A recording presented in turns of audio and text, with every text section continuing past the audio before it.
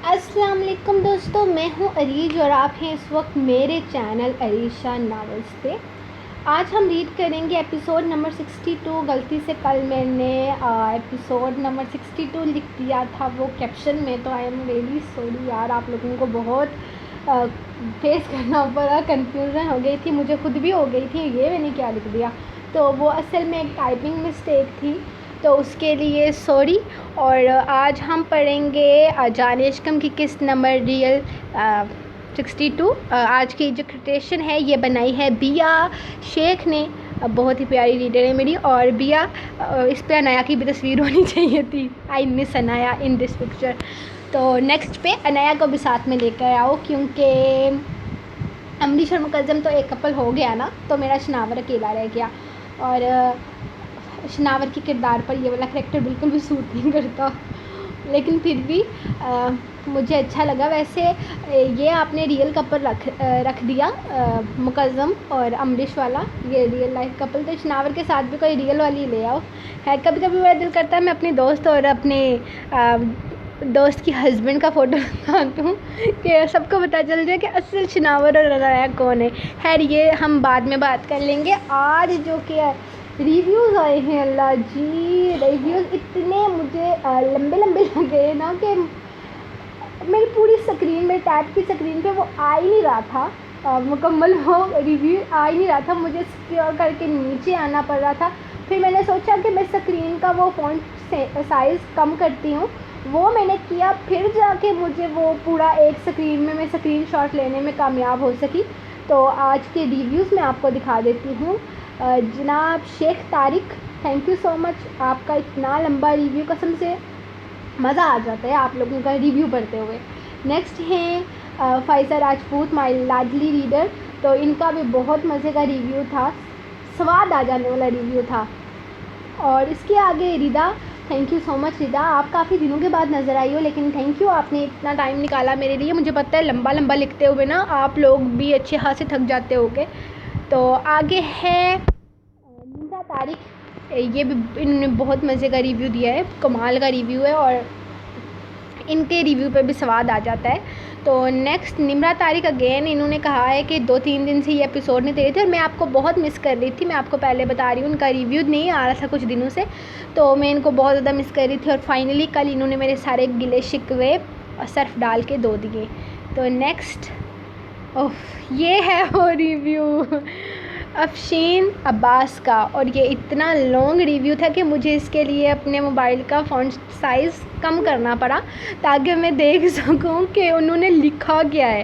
تو پھر یہ آپ لانگ کر کے پڑھ لو، یا آپ کو اگر ایزی رہے آپ لوگوں کے لیے تو آپ لوگوں نے ایسا کرنا ہے کہ یہیں سے آپ لوگ پڑھ لو، ورنہ کل کے ایپیسوڈ سے بھی آپ ریویو پڑھ سکتے ہو، وہاں پہ ہے۔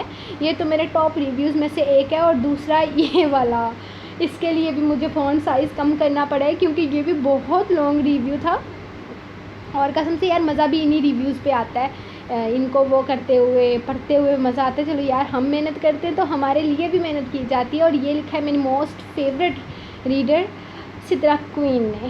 تو یہ رہا آج کا ریویو، تو یہ کریشن بنائی ہے آج کی بیا شیخ نے۔ تو لیٹس اسٹارٹ آج کی ایپیسوڈ ناؤ۔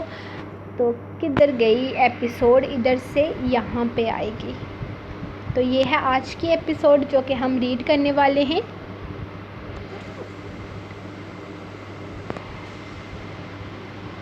جان عشقم قسط نمبر 62، تحریر عریشہ۔ آج اس کا ٹیچر بننے کا پہلا دن تھا، اس نے پھپھو کو منا لیا تھا، اور آج اس کی اسٹوڈنٹ پہلی بار ان کے گھر آئی تھی۔ یہ تو وہ بہت اچھے طریقے سے جانتی تھی کہ وہ میتھ میں بالکل بھی اچھی نہیں ہے، کیونکہ اتفاق سے اسے پتہ چلا تھا کہ اسے 8ویں کے میتھس میں بھی ٹیچر نے ترس کھا کر ایک نمبر دیا تھا، ورنہ شاید وہ فیل ہو جاتی۔ باقی سب کتابوں میں وہ بہت ہی اچھی اسٹوڈنٹ تھی، لیکن میتھس میں آ کر وہ بری طرح سے اٹک جاتی تھی۔ اس کا نام انایا تھا، اور انایا اپنے نام کی طرح بے حد پیاری تھی۔ انایا تم نے پھر سے غلط کیا ہے، تم نہ اس کا طریقہ کار سمجھو، پھر اسے حل کرنے کی کوشش کرو۔ رٹا مارنے سے یہ حل نہیں ہوتا۔ اب دیکھو اسے، میں تمہیں یہ پھر سے سمجھاتی ہوں۔ وہ ایک بار پھر سے سوال سمجھانے لگی، لیکن یہاں تو ہر بات کی ایک بات تھی۔ یار آپی، مجھ سے نہیں ہوتا، مجھے پتہ ہے میں پھر سے فیل ہو جاؤں گی اور سب لوگ مجھے میٹرک فیل کہیں گے۔ میں کبھی کچھ نہیں کر سکوں گی، میں ایک نالائق اسٹوڈنٹ ہوں۔ وہ اسے دیکھتے ہوئے برائی آواز میں بولی تھی۔ نہیں میری جان، تم بالکل بھی نالائق نہیں ہو، میں تمہیں سمجھاؤں گی نا، اور میری بات سمجھ کر تمہیں سب کچھ آ جائے گا۔ اب غور سے دیکھنا، میں پھر سے سمجھاتی ہوں۔ وہ ایک بار پھر سے قلم اٹھا کر اسے سمجھانے کی کوشش کرنے لگی، اور اس بار اس نے پورے غور سے اس کے سوال کو سمجھا اور پھر حل کرنے کی کوشش کرنے لگی۔ آخرکار 7 بار ایک ہی سوال سمجھنے کے بعد اسے وہ سوال سمجھ میں آ گیا تھا، لیکن اس نے ایک چیز نوٹ کی تھی، اتنی بار سمجھانے کے باوجود بھی امریش کے چہرے پر کسی طرح کی کوئی بیزاری یا غصہ نہیں آیا تھا۔ وہ ایک بہت ہی اچھی ٹیچر تھی، اپنے اسٹوڈنٹ کو بہت پیار اور لگاوٹ سے سمجھاتی تھی، اور شاید یہی وجہ تھی کہ عنایا کو اس کا سمجھانے کا طریقہ بھی بہت پسند تھا اور اس کا سوال بھی سمجھ میں آ گیا تھا۔ اب یہ اگلا والا تم کرو گی، وہ اسے دیکھتے ہوئے بولی تو عنایا فوراً مسکرائی تھی کیونکہ اسے وہ کافی آسان لگ رہا تھا۔ یہ سلسلہ شروع ہو گیا تھا۔ وہ روز اس کے پاس اس سے پڑھنے کے لیے آتی تھی اور اس کے ساتھ جو وقت گزارتی تھی وہ بہت اچھا گزرتا تھا۔ وہ بہت شرارتی اور بہت باتونی لڑکی تھی۔ اس کا تو کام تھا سب کے ساتھ شرارتیں کرنا، خاص کر اس کی پھوپھو تو اس کی فیورٹ تھی اس حویلی میں، کیونکہ جس طرح امریش خود اپنی پھوپھو کے ساتھ بہت زیادہ اٹیچ تھی، بالکل اسی طرح عنایا بھی ان کے ساتھ حد سے زیادہ وقت گزارنے لگی تھی۔ اس کا تو گھر جانے کا دل ہی نہیں کرتا تھا۔ اس کے صرف بابا ہی تھے۔ ماں چند سال پہلے ہی اسے دنیا میں اکیلا چھوڑ کر چلی گئی تھی، اور پھر باپ نے اسے ماں اور باپ دونوں کا پیار دیا۔ اس کے بابا انہی کے کارخانے میں مینیجر کا کام کر رہے تھے، اور اکثر شام میں واپسی کے بعد وہ اسے اپنے ساتھ لے جاتے تھے۔ اس کے ساتھ دوستی کی یہی وجہ تھی کہ وجہ سے امریش بھی 2-3 بار عنایا کے گھر ہو کر آئی تھی۔ عنایا کا چھوٹا سا گھر اس کے لیے بالکل کسی جنت جیسا تھا۔ وہ شور مچاتی، کھیلتی، مسکراتی لڑکی اسے بہت زیادہ پسند تھی۔ 2 دن کے بعد اس کی 13ویں سالگرہ تھی، جس پر وہ اس کے لیے کوئی بہت اچھا سا تحفہ لینا چاہتی تھی، اور ایک بار پھر سے وہی مسئلہ پیش آ گیا۔ اس کے ساتھ جانے والا کوئی نہیں تھا، اور پھوپھو اپنے گھٹنوں کے درد کی وجہ سے کہیں جانے کو تیار نہ تھی، جبکہ چاچی بیگم نے کہہ دیا تھا کہ وہ ڈرائیور کے ساتھ چلی جائے کیونکہ گھر کے ڈرائیور اعتبار کے قابل ہیں، لیکن پھر بھی پرائی بچی تھی، وہ کسی اعتبار والے شخص کو ہی بھیج سکتی تھی، ڈرائیور کے ساتھ نہیں۔ مکرش بھی شہر گیا ہوا تھا، ورنہ اس کے ہوتے ہوئے کوئی مسئلہ نہیں ہوتا تھا۔ اس دن کے بعد سے لے کر اب تک شناور نے مکرش سے کوئی بات نہیں کی تھی۔ وہ اس سے ہر طرح کا رابطہ ختم کیے ہوئے تھا۔ اگر وہ کہیں سے اسے مخاطب بھی کر لیتا تو وہ بڑی آسانی سے نظر انداز کرتا آگے بڑھ جاتا تھا، اور ان کی یہ رنجش گھر والوں کے گھر میں بھی کافی لوگوں نے نوٹ کر لی تھی۔ شناور کی ناراضگی بہت عام سی بات تھی، وہ اکثر کسی سے بھی روٹھ جاتا تھا اور پھر اسے منانے میں کافی وقت بھی لگ جاتا تھا، لیکن منظم اس طرح کا تعلق کسی سے رکھتا ہی نہیں تھا کہ وہ روٹھنے منانے والا سسٹم ہو۔ یہی وجہ تھی کہ کافی دن تک تو کوئی ان کی ناراضگی کو نوٹ بھی نہ کر سکا تھا۔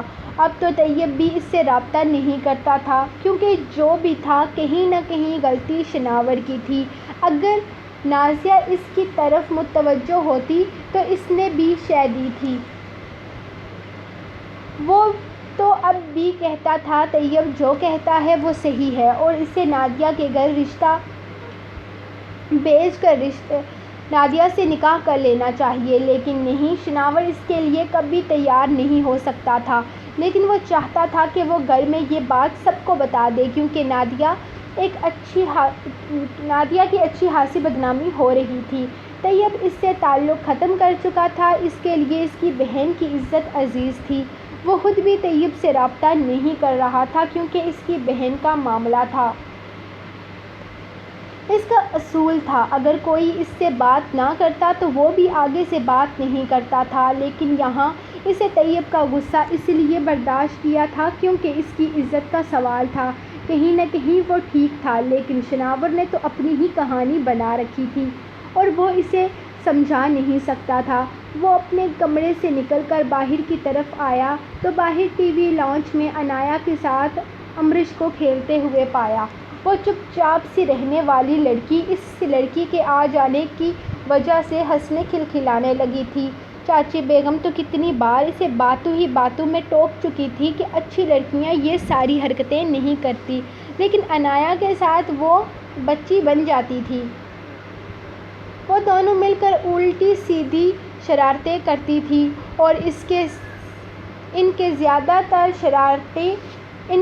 تر شرارتیں زراور مکرش کے ساتھ ہوا کرتی تھیں کیونکہ وہ دونوں کسی چیز کا برا نہیں مناتے تھے، اور تیسرا عبداللہ، اگر وہ برا منا بھی لے تو اس کو کون پوچھتا تھا۔ ابھی کل کی ہی بات تھی، وہ دونوں چڑیل نے عبداللہ کے کمرے کا نقشہ بگاڑ کر آئی تھی جس پر اس نے خوب شور مچایا اور ان دونوں کو دادا سے ڈانٹ پڑوائی، جس کا نتیجہ یہ نکلا کہ وہ دونوں اس سے خفا ہو گئی اور انہیں منانے کے لیے عبداللہ کو انہیں آئس کریم کھلانی پڑی۔ امریش سب سے کھل کر بات کرتی تھی، صرف وہی تھا جس سے وہ ذرا دور دور رہتی تھی۔ نہ جانے کیوں وہ اس کے ساتھ بالکل بھی بات نہیں کرتی تھی۔ 2-3 بار اس نے خود اسے مخاطب کیا تو اس نے اسے جواب دے دیا، ورنہ امریش نے تو کبھی یہ غلطی بھی نہیں کی تھی۔ اس وقت وہ سب کچھ بھول بھلائے بس اسی کو دیکھے جا رہا تھا۔ اس کے چہرے کی خوشی اسے اندر تک پرسکون کرتی تھی۔ ایسا کیوں تھا وہ نہیں جانتا تھا، یہ فیلنگ اسے آج کی نہیں آ رہی تھی، بلکہ بچپن سے ہی وہ اس کے لیے بہت کچھ سوچتا آ رہا تھا۔ اپنے ماموں کی اکلوتی بیٹی اسے بے حد عزیز تھی۔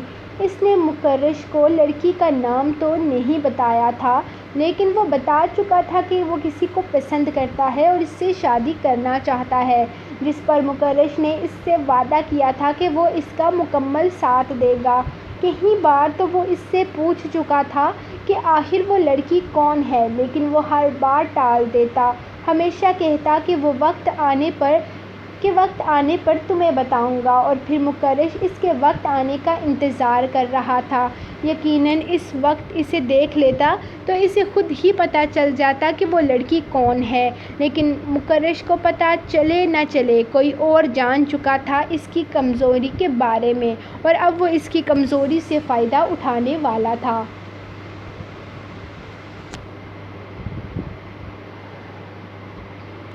میں تم سے وعدہ کرتا ہوں، میں واپس آتے ہی تمہیں لے جاؤں گا، عبداللہ نے صبح جانے سے پہلے اس سے کہا تھا۔ نہیں، بالکل بھی نہیں، آپ ابھی اور اسی وقت مجھے لے کر چلیں عبداللہ بھائی، ورنہ میں آپ سے خفا ہو جاؤں گی، وہ اسے دیکھتے ہوئے کہنے لگی، جبکہ شناور سیڑھیاں اترتا نیچے آیا تھا۔ ارے کہاں جانے کی بات ہو رہی ہے، کوئی ہمیں بھی بتا دیا کرو۔ وہ اس کے پاس آ رکا۔ وہ اسے بہت کم مخاطب کرتا تھا، اور جب بھی مخاطب کرتا تھا نہ جانے کیوں امریش کے آگے پیچھے جیسے دنیا ہی بدل جاتی تھی۔ اس کا دلکش انداز، مسکراتے لب، گہری سیاہ آنکھیں کسی کو بھی میمورائز کر سکتی تھی۔ وہ انایا کی برتھ ڈے آ رہی ہے نا، تو اس کے لیے گفٹ لینے جانا ہے، اور عبداللہ بھائی مان نہیں رہے۔ میں جانتی ہوں انہیں واپس آتے ہوئے شام ہو جائے گی، اور آج میں عنایا کو اپنے پاس رکھنے والی ہوں تاکہ اسے 12 بجے وش کر سکوں۔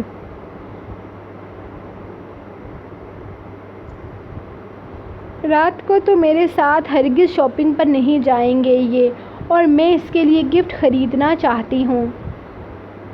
وہ اسے دیکھتے ہوئے بتانے لگی، جبکہ عبداللہ خود مجبور سا کھڑا تھا، اسے ہر حال میں اپنے ضروری کام کے لیے جانا تھا، جبکہ پھپھو تو انکار کر چکی تھی وہ صبح چلی جانا اور عنایا کے لیے تحفہ لے آنا۔ بس اتنی سی بات، پریشان ہونے کی کیا ضرورت ہے؟ آؤ میرے ساتھ، میں تمہیں لے چلتا ہوں۔ اس نے فوراً حل پیش کیا تھا، جو کہ عبداللہ کو بہت پسند آیا تھا، لیکن اسے پسند نہ آیا کیونکہ وہ اپنے دل کی بدلتی دنیا کو بہت اچھے طریقے سے محسوس کر چکی تھی۔ وہ سمجھ چکی تھی کہ وہ شناور کی طرف بری طرح سے اٹریکٹ ہو رہی ہے، یہ کس طرح کے فیلنگز تھے وہ بہت اچھے وہ نہیں جانتی تھی، بس وہ اس سے دور رہنا چاہتی تھی۔ جب ہم کسی کی طرف متوجہ ہوتے ہیں تو ہم چاہتے ہیں کہ وہ بھی ہماری طرف متوجہ ہو، اور اس نے یہ چیز بہت شدت سے نوٹ کی تھی کہ شناور اپنے کام سے مطلب رکھنے والا انسان ہے۔ ان 2 مہینوں میں وہ نہ جانے کتنی دفعہ اس کے ہاتھوں اگنور ہو چکی تھی، کتنی دفعہ پیچھے سے پکارنے پر اس نے پلٹ کر دیکھا تک نہیں تھا، اور اس کی طرف سے کسی طرح کی کوئی امید نہیں رکھتی تھی۔ تو بہتر تھا کہ وہ اس سے دور رہے، کیونکہ دل تو یہ ساری چیزیں نہیں سمجھتا۔ کوئی ضرورت نہیں ہے، اسے میں اپنے ساتھ لے جاؤں گا۔ پیچھے سے مکزم کی آواز پر ان تینوں نے پلٹ کر دیکھا تھا۔ ارے بھائی، آپ تو 3 دن کے لیے ٹرپ پر جانے والے تھے ہو تو اسے بازار کیسے لے کر جاؤ گے؟ میرے خیال میں تو آپ کی یونیورسٹی کا ٹائم ہو گیا ہے، عبداللہ نے اس کی طرف دیکھتے ہوئے کہا۔ کوئی بات نہیں، اس کے لیے ٹائم نکال لوں گا۔ وہ اس کے قریب آ رکا تھا، نہ جانے کیوں شناور کی بڑھتی ہوئی بے تکلفی اسے ڈر میں مبتلا کر دیتی تھی۔ وہ جانتا تھا شناور کسی بھی لڑکی کو اپنی طرف متوجہ کرنے میں زیادہ وقت نہیں لگاتا۔ نہیں مکزم بھائی، اس کی ہرگز کوئی ضرورت نہیں ہے، میں شناور کے ساتھ چلی جاؤں گی۔ اس نے فوراً انکار کیا۔ کیوں؟ اس کے ساتھ کیوں چلی جاؤ گی؟ اور میرے ساتھ چلنے میں کیا مسئلہ ہے؟ اور ایک اور بات، اگر میں تمہارا کزن ہوں تو میرے ساتھ بھائی جیسا رشتہ رکھتی ہو تو شناور تو عمر میں مجھ سے بھی بڑا ہے، تم اسے بھائی کیوں نہیں کہتی؟ کیونکہ میں نے اسے منع کر رکھا ہے، یہ بھائی چارے والے رشتے مجھ سے نہیں نبھائے جاتے۔ میری کوئی بہن نہیں ہے اور نہ ہی مجھے کسی کو اپنی بہن بنانا ہے۔ اس سے پہلے کہ وہ جواب دیتی، شناور نے فوراً جواب دیا۔ اب جلدی سے باہر آ جاؤ محترمہ، میرے پاس ٹائم ہی ٹائم ہے، میں لوگوں کی طرح مصروف ہرگز نہیں ہوں۔ وہ کہہ کر باہر نکل گیا، جبکہ جو اسے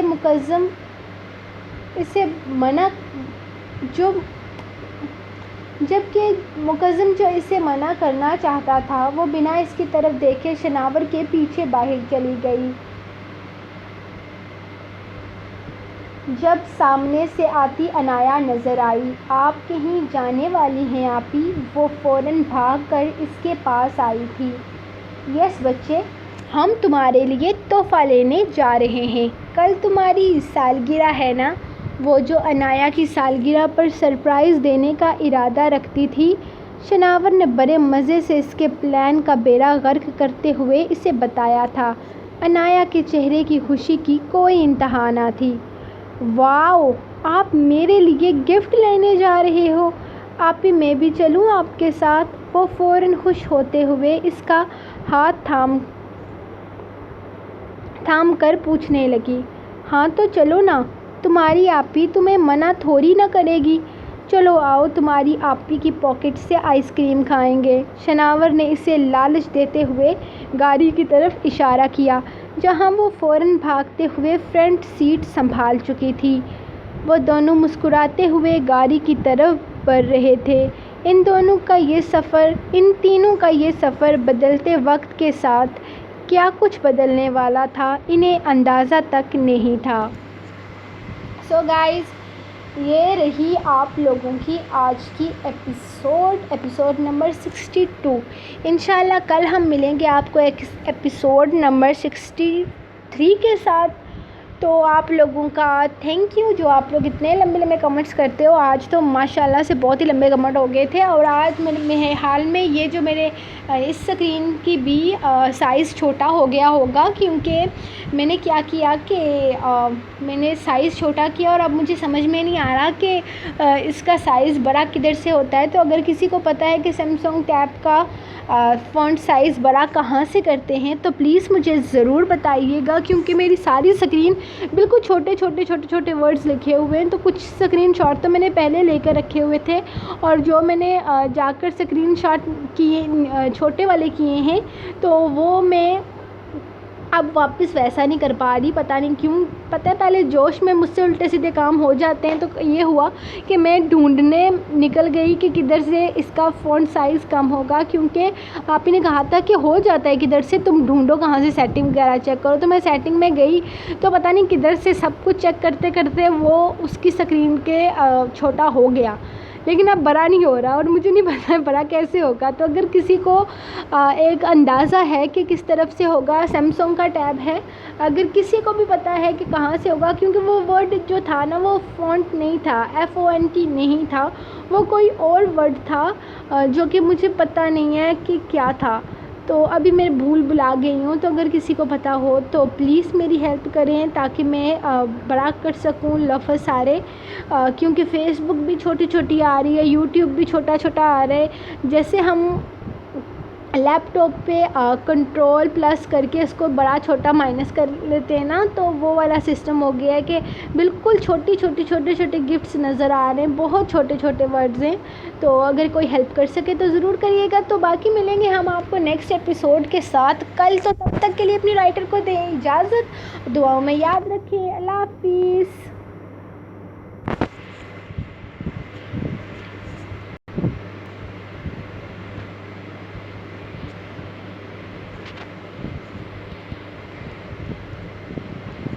یہ کیا ہو گیا، بند ہی نہیں ہو رہا۔